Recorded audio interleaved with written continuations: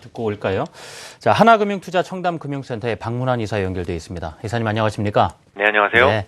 우리 대외적인 이슈, 특히 미국의 금리 인상을 두고도 좀 뭐라 그럴까요? 이렇다하게 좀 방향을 못 잡고 있는, 지금 우리 형성되고 있는 심리라든가 분위기에 대한 의견을 주신다고요? 궁금합니다. 네, 10월 FMC 회의에서 금리 인상의 가능성을 딱 12월이라고 지정하지는 않았습니다. 하지만 넥스트 미팅이라고 명시적으로 거론했었기 때문에 결국 12월 금리 인상 가능성이 한층 높아졌다라는 것을 시장은 분명하게 인지하기 시작한 것 같습니다. FF 선물에 녹아있는 그런 올해 안에 금리 인상의 확률을 보면 10월 회의 이전까지는 32% 정도에 불과했습니다. 이것이 50%까지 상승했다라는 점, 그리고 금리 인상에 취약한 금 가격이 그 이후로 꾸준히 하락했다라는 점 등을 보면 분명 10월 회의 이후에 금리 인상에 대한 가능성이 커졌다는 것은 분명히 입증이 가능합니다. 오늘 새벽에 나왔던 ISM 제조업 지수도 선행성을 가지고 있는 신규 수주 같은 것들이 빠르게 호전되는 모습이었기 때문에 이제 이번 주말에 발표되는 고용 동향에서만 크게 엇나가지만 않는다면 12월 금리 인상 확률은 절반을 넘어서서 한층 더 강화될 가능성이 높습니다. 그런데 시장은 놀랍게도 조정을 보이지 않고 있습니다. 오히려 오르고 있습니다. 우리나라만 그런 것이 아니라 미국도 마찬가지죠. 미국은 10월 상승률이 4년 내 최대, 상승폭으로만 본다면 사상 최대치를 기록을 했습니다. 오늘 새벽 나스닥은 2000년 이후에 15년 만에 최고치를 경신했고요. S&P 지수 역시 중요한 마디 지수인 2100을 넘어서면서 지난 2011년도에 기록했던 고점에 바짝 다가섰습니다. 이걸 어떻게 생각을 해야 될까요? 금리 인상에 대한 기대치가 무디어서서 주가가 올랐다고 생각하시지는 않으시겠지요. 다시 말씀드립니다만 금리 인상을 호재로 생각하지 않고 악재로 해석한다면 도저히 설명이 되지 않습니다.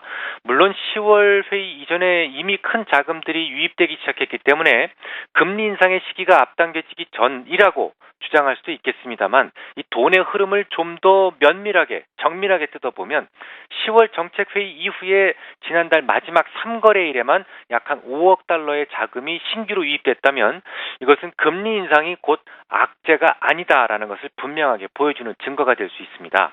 그런데 말입니다. 중요한 건 개인 투자자들은 물론이고 기관 투자자들마저도 금리 인상을 아직도 악재로 인식하고 있다는 것이죠.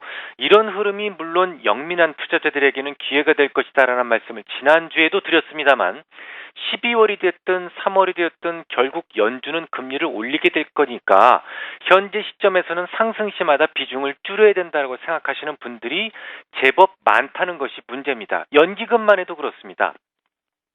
올해 안에 국내 주식에 대한 보유 목표치가 대략 103조 5천억 원 정도였습니다. 7월 말까지 연기금의 주식 보유액은 93조 정도에 불과했고요. 이후 주가가 큰 폭으로 빠지는 상황에서도 연기금은 적극적으로 주식을 편입하지 않았습니다.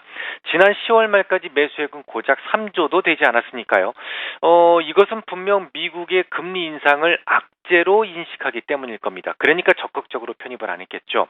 연기금은 물론이고 대부분의 증권사, 대부분의 개인 투자자들이 미국의 금리 인상을 악재로 인식하고 있기 때문에 주식의 편입을 미루고 있다면 주가가 과연 모두의 바람대로 하락해 줄까요?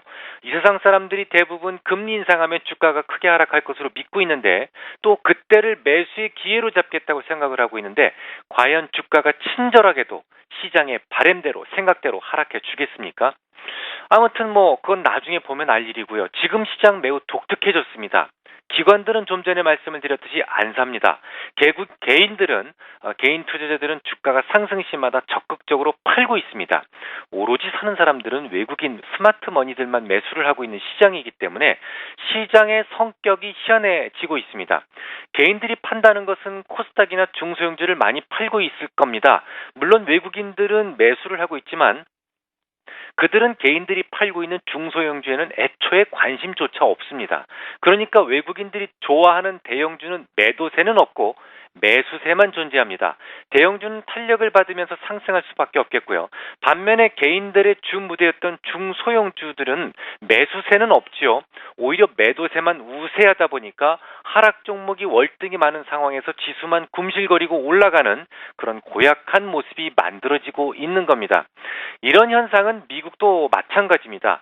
S&P 지수는 좀 전에 말씀을 드렸듯이 2100포인트를 넘어서고 있지만 중소형주로 이루어진 러셀 2000 지수는 지난 6월 고점 대비 절반도 채 커버하지 못하고 있습니다. 미국이나 우리나라나 모두 대형주 위주의 시장이 진행되고 있는 것이죠. 더 재밌는 것이 있습니다. 시장을 매우 비관하고 있는 숏 세력들인데요. 그러니까 시장에서 공매도를 치고 있는 사람들인데요. 적지 않은 숏 세력들이 지수와 종목에 대해서 매도 포지션을 구축하고 있습니다. 이게 지난 8월 말 이후에 주가가 반등을 주는 과정에서도 거의 청산이 이루어지지 않고 있습니다. 숏 세력들이 청산을 미루고 있다는 것도 역시 언젠가 금리가 올라가게 되면 주가가 하락할 수 있다라는 것을 믿고 있기 때문이 아닌가라는 생각이 드는데요. 물론 그렇게 될 수도 있습니다. 하지만 혹시나 이대로 꼼실거리면서 주가가 오르게 되는 경우는 어떻게 될까요? 만약에 그렇게 된다면 어느 순간 일딩 포인트에 다다르게 된다면 이들의 항복 물량이 한꺼번에 집중될 가능성도 전혀 배제할 수 없습니다. 즉 곰실거리면서 올라가던 시장이 어느 순간 숏 커버 물량에 의해서 좀 더 빠른 상승으로 돌변할 수도 있다는 말이죠. 결론을 말씀드리겠습니다. 11월 월간 전략도 지난 10월과 동일합니다. 시장에 부는 바람은 대형주 쪽이 될 가능성이 여전히 유력해 보입니다. 이제 미국의 금리가 올라가면 시장에는 악재가 큰 부담이 될 것이라는 지금 분위기. 하지만 그보다는 좀 오히려 지금 대형주의 매수 기회로 삼아서 여전히 유력한 쪽으로 분위기가 돌아서지 않겠는가 의견 주셨습니다. 자, 하나금융투자청담금융센터의 박문환 이사였습니다. 이사님 감사합니다. 잘 들었습니다.